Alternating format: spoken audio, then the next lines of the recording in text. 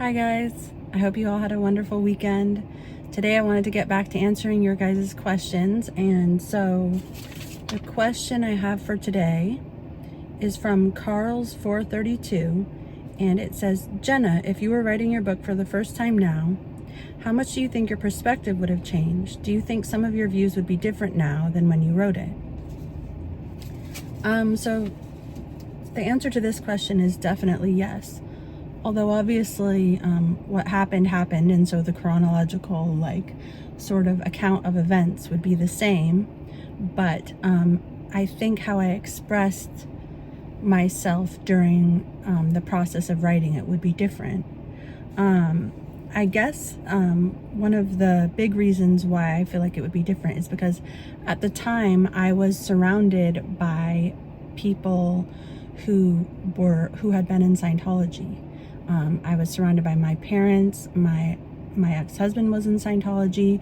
His parents were still even believed in Scientology at the time. And I did not have many other friends, if any at all. And so sort of in order to be safe in that life, I sort of had to keep some balance of, I guess I was afraid to say what I really thought. And meaning I wasn't afraid to say the truth of what happened. I was afraid to say, and I was afraid to fully delve into my true feelings about it. I felt like I had to be fair to everyone involved. I had to I don't know, be some kind of weird Switzerland thing where I was taking everyone's point of view into account. And in reality, it's my book, it's my story. So I think that, well, I know that if I wrote it now, I would want to be much more honest about how I actually feel, not about how I feel to make other people feel better, but my true feelings about it.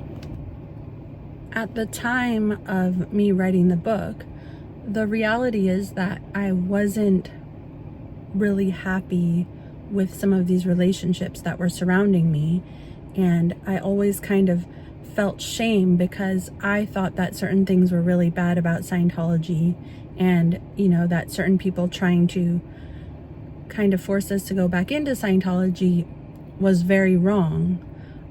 But I kept telling myself that if everybody has an issue with you, then it's you, it's not them.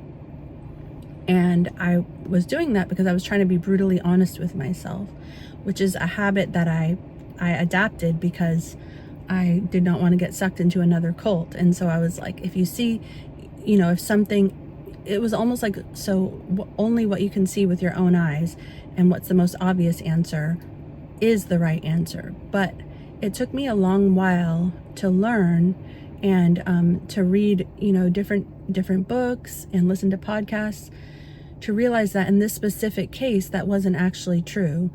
I actually listened to Mark Manson's podcast for a little while, and he had an episode that basically said, whoops, I don't know why it's getting blurry.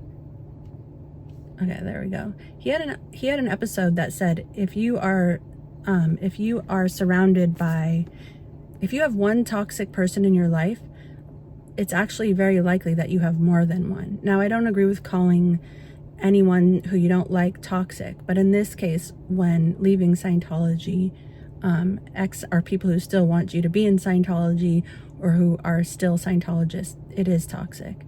And when he said that, I was like, the theory is kind of that if you're the type of person who will accept a toxic person into your life, then you more likely will be willing to accept many, because it's a pattern of yours, and there's some sort of error in your thinking or some thinking pattern that you have that makes it more likely.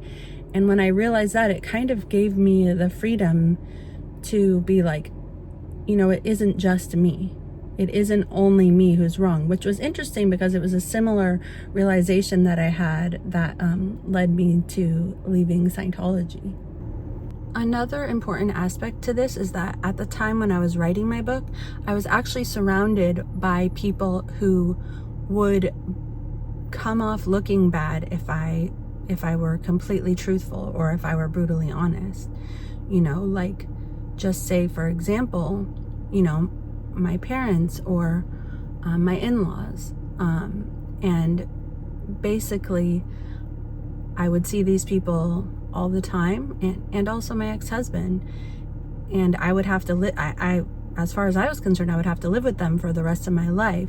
And the idea of hurting them, or, I just didn't want to hurt those people. And so I just tried to be as kind to them as I possibly could. And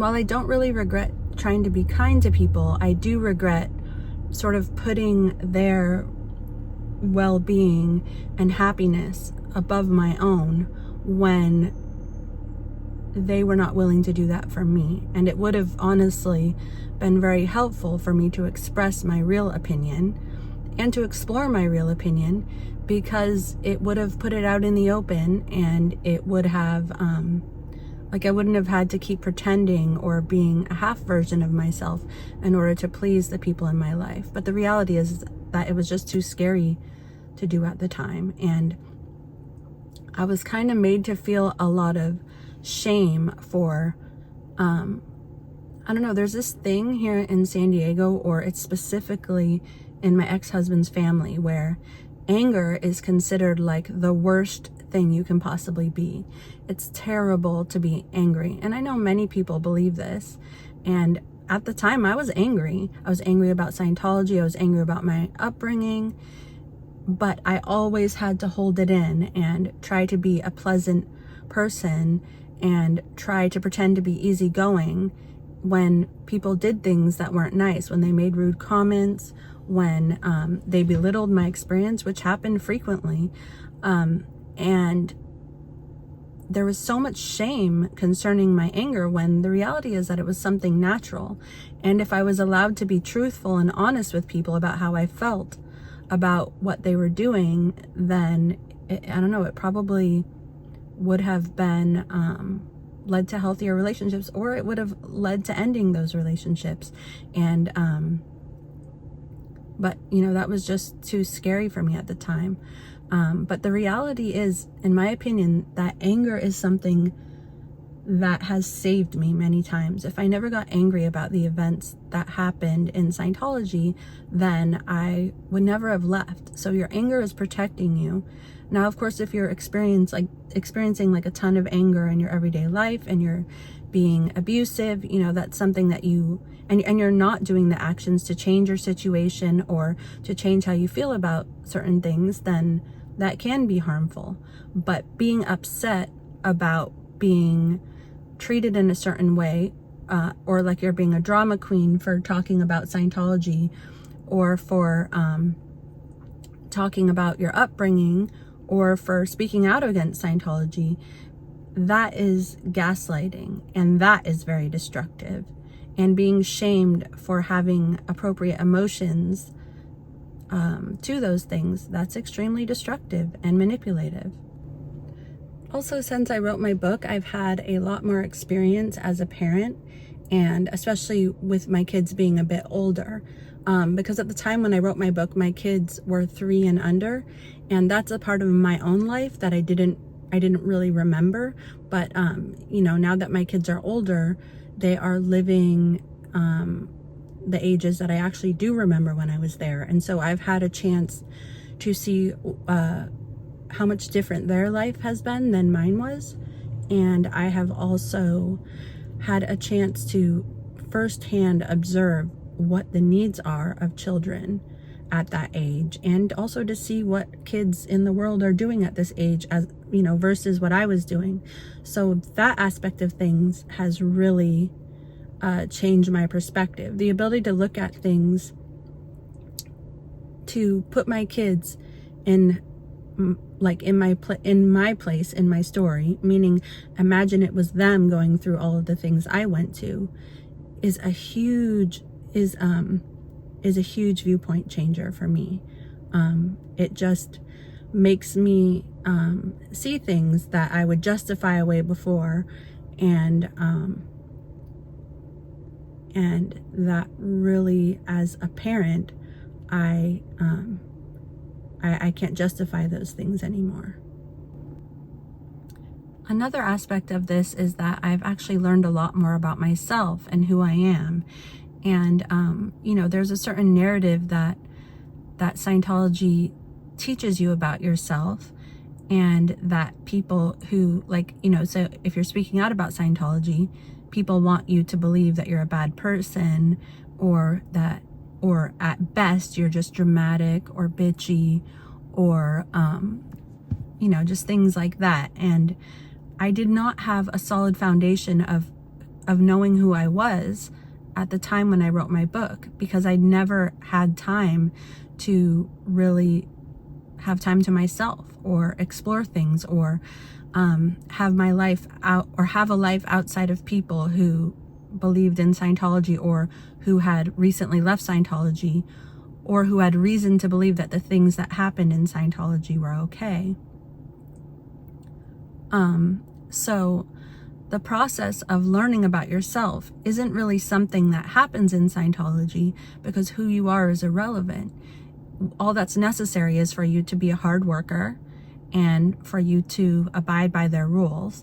And it doesn't really matter if you're, more creative, or if you like music, or whatever else. Even if you're a nice person, everyone, meaning even if you're a kind, gentle, empathetic person, it doesn't really matter if you're like that. You are still required to report on people. You are still required to judge people. And so who you are there is completely irrelevant. And it takes time and space in order to learn that. And so me not having a good handle on that at the time when I was writing my book, I think it just maybe led to me writing down just facts. Obviously it wasn't all just facts, but it I wish that I would have given my point of view, or put on more things, rather than just trying to be fair, or I would have just given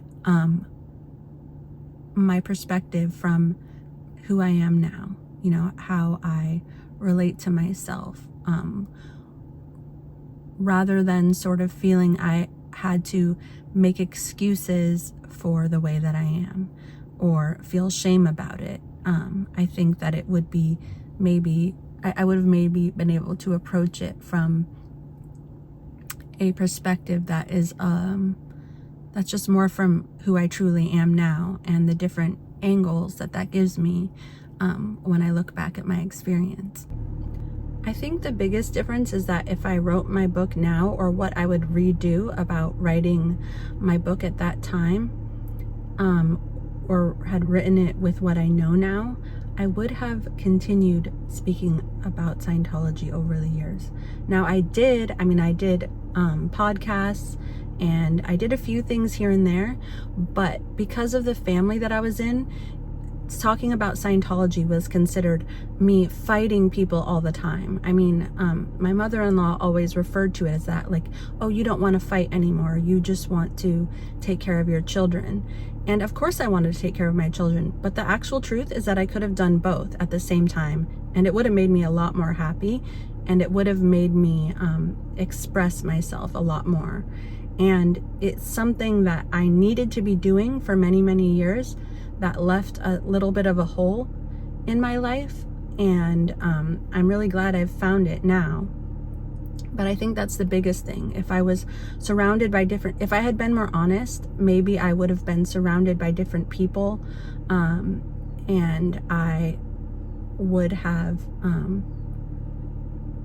if I wasn't so scared to alienate the only people that I had, then I would have surrounded myself with different people, and I would have gained my own confidence, my own identity more quickly, and I would have not pushed down every urge or desire that I had to speak about something that was very important for me early on, to the point where I spoke about it when nobody wanted me to, and it was worth it to me to do it anyways. And I just wish that it was something that I had kept talking about over the years, as a regular part of my life, and that I didn't let I didn't let people shaming me for anger or being a victim and all that get in the way of that. Because in the end, it's not about being a victim. It's about telling my truthful story. Now, if I was a victim in it, that just happens to be the case. But it's actually the opposite of being a victim. It's talking about it so that I can learn from it, to help other people get out. It's so that I can no longer be victimized by my experiences. So the reality is that people who didn't want me talking about it, it was for their own benefit. It was for their own reasons.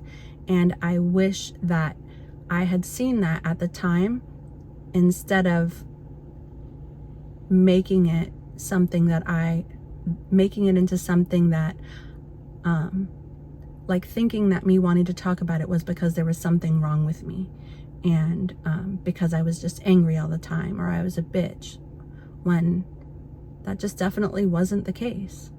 And it's just natural and healthy to want to express myself, and to talk about it to people. And I'm very, very grateful I get to do this now. I had to take a little croissant break.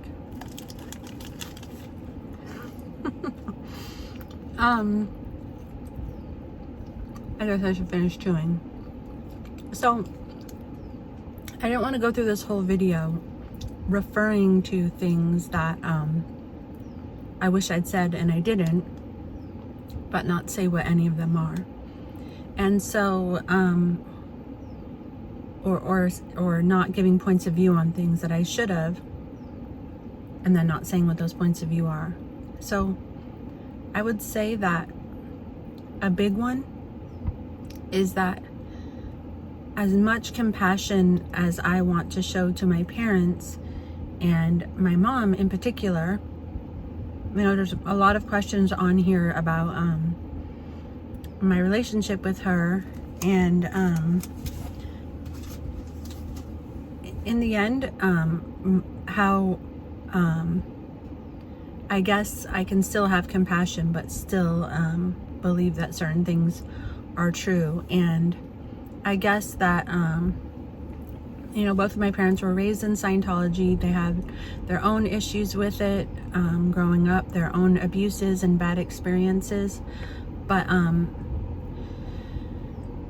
I guess my honest opinion is that it wasn't just because of Scientology that my mom wasn't around, or it was because of Scientology, but it's like when certain parents, it's like they have kids when they're young and they still like want to party and be young and have fun and accomplish things, and and then they sort of leave someone else to raise their kids. That's probably a bad example, but that is how I honestly feel how it was. I feel like, yes, my mom loved me. I don't think that she didn't like me, but I honestly feel that it was easier for her to not be with me. Like, I was a distraction and it was boring, and she was made for much bigger things. She had a lot of things she wanted to accomplish. She was very competent and wouldn't have been content sitting around just raising a kid, or even just, with regular life, just going to work every day and then coming home and being a mom. That's my honest opinion. The reason that that's my opinion is that, my dad was clearly hurting all the time by not being with me.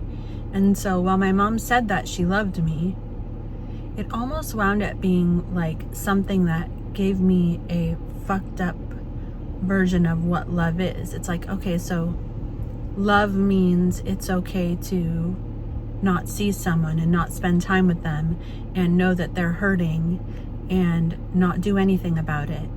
And that's what love is. Where my dad, clearly, he went out of his way to come see me as much as he possibly could when I was in Florida and he was in California. He wrote me letters all the time, to the point where I was like, oh my God, please stop. And he would get upset when I didn't call him.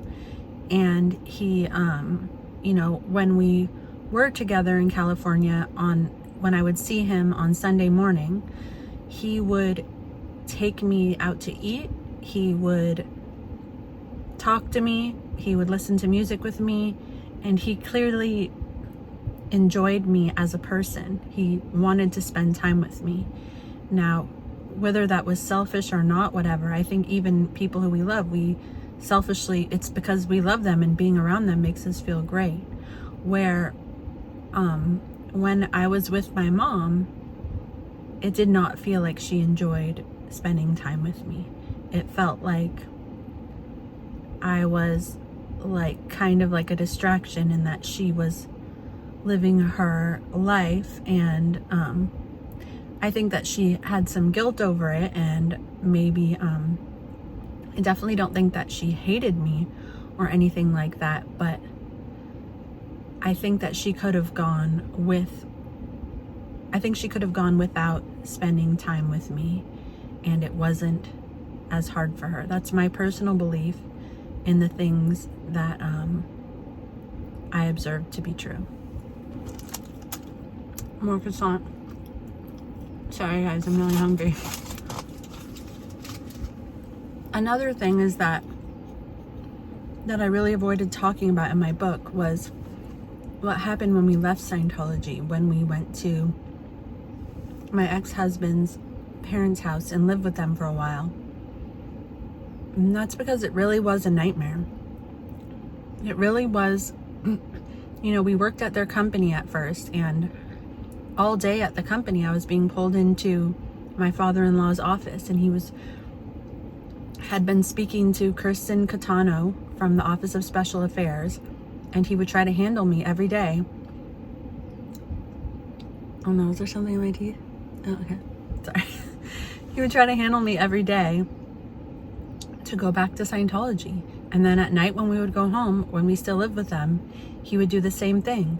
And whenever I told him that there was, you know, that this wasn't right, that was there, he would be like, well, the technology just wasn't being applied properly. And so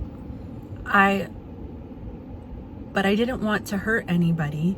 I didn't want to hurt my husband. I didn't want to hurt my father-in-law by saying these things. But the reality is that when me and Dallas left the Sea Org and Scientology and we came home to their house, and it was in many ways a new opportunity for him to see his son more than twice a year. It was an opportunity for him to have a relationship with his son. And the truth is that he would rather have his son be in the Sea Org and Scientology than have the opportunity to have that relationship. And his actions show that. And that's something that I just don't understand.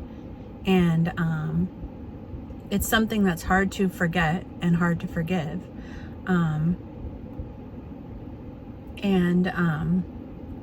When Scientology was really, really pressuring Dallas's parents to disconnect from us when we were speaking out about Scientology, when we were speaking critically about Scientology,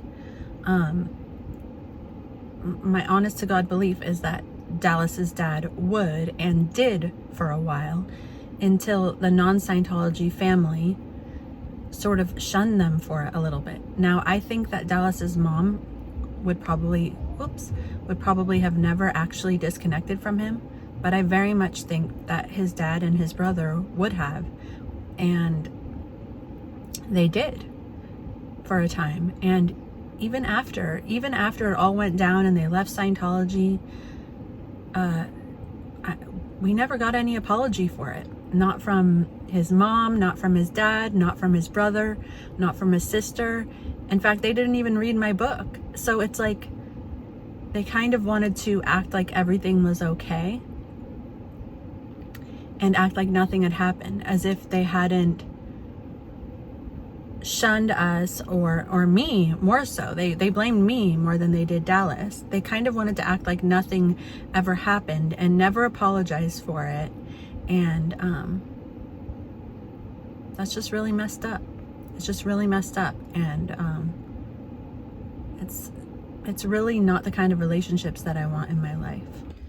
Another aspect of me not wanting to talk about these things was not wanting Scientology to know that they had won in any way.